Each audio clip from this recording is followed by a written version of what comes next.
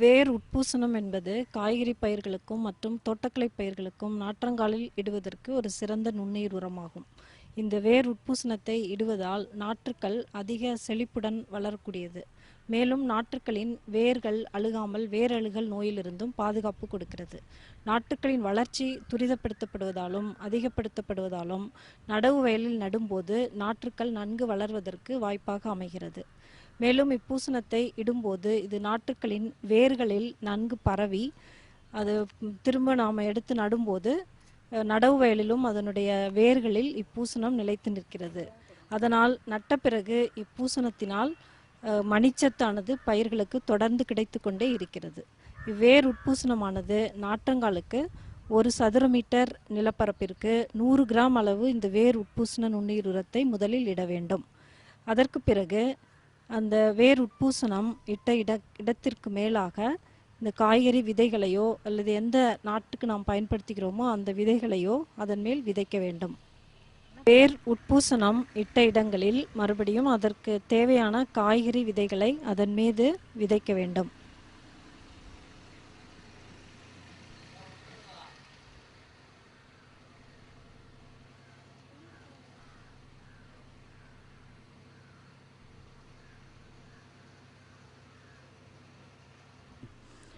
விதைத்த பிறகு அந்த குழிகளை மூடிவிட வேண்டும்.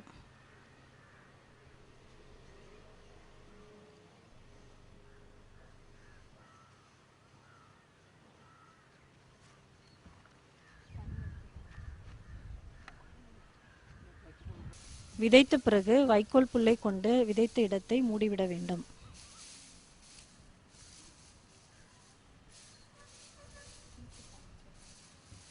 இவ்வாறு மூடுவதால் இந்த ஈரப்பதம் காக்கப்படுவதோடு பறவைகள் மற்றும் பறவைகள் விதைகளை எடுத்து விடாமல் இருப்பதற்கு உதவுகிறது.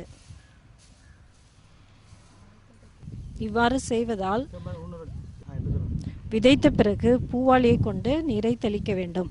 இவ்வாறு தெளிப்பதால் வைக்கற்புல்லும் இருக்கும்போது நீரும் சேர்ந்து இந்த காய்கறி விதைகள் விதைப்பதற்கேற்ற ஒரு நல்ல சூழ்நிலை உருவாக்கப்படுகிறது மண்ணில். இந்த பூசணத்தை இடுவதால் விதைகளில் முளைப்புத்திறன் கூடுவதோடு நல்ல நாற்றுக்கள் நன்கு செழித்து வளர்வதற்கு இது உறுதுணையாக இருக்கிறது.